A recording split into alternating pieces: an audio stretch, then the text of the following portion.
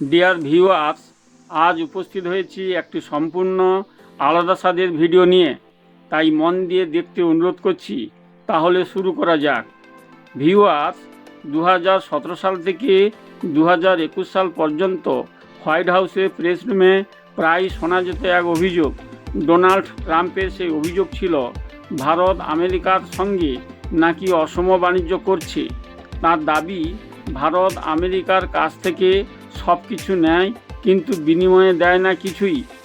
বারবার তিনি তুলে ধরতেন আমেরিকা ভারতের সঙ্গে বিশাল ট্রেড ডেফিসিটে ভুগছে। উপরের হিসাব বলছে আমেরিকা যা রপ্তানি করে ভারত তার চেয়ে অনেক বেশি পাঠায় আমেরিকায়। কিন্তু এই দৃশ্যমান ছবির আড়ালে লুকিয়ে আছে এক সম্পূর্ণ ভিন্ন বাস্তব গল্প। সাম্প্রতিক গবেষণা গ্লোবাল ট্রেড রিসার্চ ইনিশিয়েটিভ বা GTRI এর বিশ্লেষণ অন্যরকম ছবি এঁকেছে।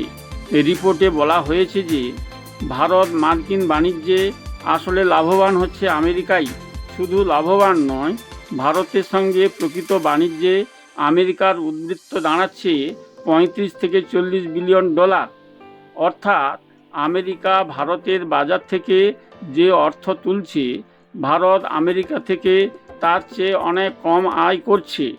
প্রমাণ মিলছে যে ট্রাম্পের ট্রেড ডেফিসিটের অভিযোগ ছিল একতরফা, অপূর্ণ ও বিভ্রান্তিকর। চলুন প্রথমে নজর দেওয়া যাক ভারতের ডিজিটাল বিপ্লবের দিকে।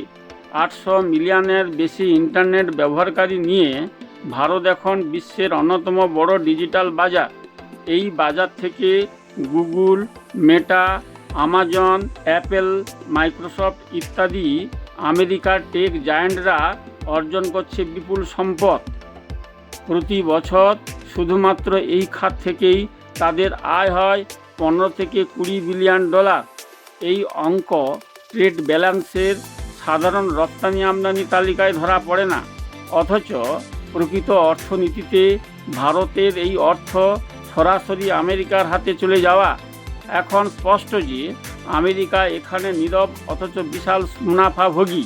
ভারতের মধ্যবিত্তের শক্তি এখন বিশ্বে আলোচিত বিষয়। সেই বাজারে প্রবেশ করেছে ম্যাকডোনাল্ডস, কোকোকোলা, পেপসির মতো বিশ্ববিখ্যাত ব্র্যান্ড। ভারতের সর্বত্র ছড়িয়ে থাকা এই আমেরিকান ব্র্যান্ডগুলো প্রতি বছর করছে প্রায় 15 বিলিয়ন ডলারের ব্যবসা। রেস্টুরেন্ট থেকে সফট ড্রিঙ্কস, সবখানেই আমেরিকান কোম্পানির প্রভাব। কিন্তু এই আয়ের গল্প ট্রেড ঘাটতির প্রচলিত হিসাবপত্রে কখনো লেখা হয় না। অথচ বাস্তবতায় আমেরিকান অর্থনীতি এর বড় সুবিধাভোগী। ভারতের অর্থনৈতিক উত্থান আকর্ষণ করছে পৃথিবীর ফাইন্যান্স ও কনসাল্টিং প্রতিষ্ঠানগুলোকে। গোল্ডম্যান স্যাক্স, মর্গ্যান স্ট্যানলি, ডেলয়েট, PwC সবাই ভারতের বাজারে সক্রিয়। শুধুমাত্র ফিস বাবদ তাদের বার্ষিক আয় দাঁড়াচ্ছে 10 থেকে 15 বিলিয়ন ডলার।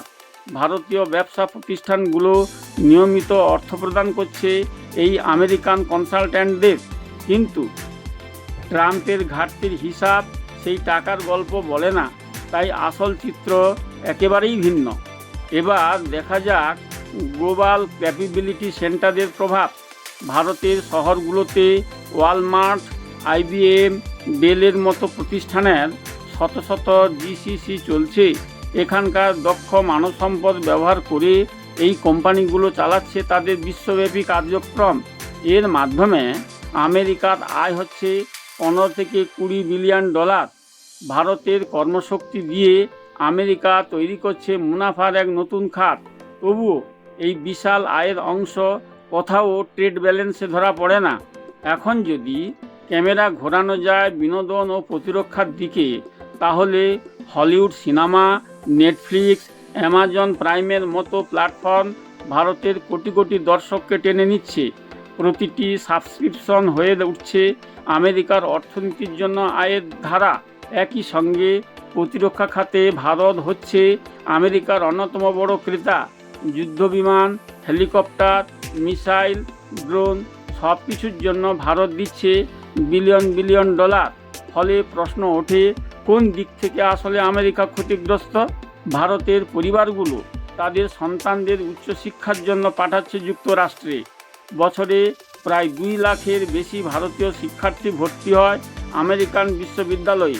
টিউশন ফি, আবাসন, দৈনন্দিন খরচ সব মিলিয়ে এই অঙ্ক ছাড়িয়ে যাচ্ছে $25 বিলিয়ন। প্রতিটি পরিবার সরাসরি অর্থ পাঠাচ্ছে আমেরিকার শিক্ষা খাতে, অথচ এই বিশাল আয়ের গল্পও কোথাও ট্রেড ডেফিসিটের আলোচনায় নেই। বাস্তবে আমেরিকার বিশ্ববিদ্যালয়গুলো ভারতের জন্য রীতিমতো সোনার খনি। আরেকটি গুরুত্বপূর্ণ বিষয় হলো আমেরিকান কৃষিপণ্যের বাজার। GTRI এর বিশ্লেষণ বলছে ভারত ইতিমধ্যেই আপেল, বাদামের মতো পণ্যের শুল্ক কমাতে রাজি। আমেরিকার মোট রপ্তানির প্রায় 95% গড়ে উঠেছে এই ধরনের পণ্যের উপর। ফলে শুল্ক ছাড়াই আমেরিকার সামনে খুলে যাচ্ছে ভারতের বিশাল বাজার। এই সম্ভাবনাই প্রমাণ করে আসল লাভবান কে হতে যাচ্ছে ভবিষ্যতে। এখন যদি ট্রাম্পের অভিযোগের দিকে আবার ফিরে যাই, তার বক্তব্য কেবল পণ্যের আমদানি রপ্তানির পরিসংখ্যানেই সীমাবদ্ধ ছিল।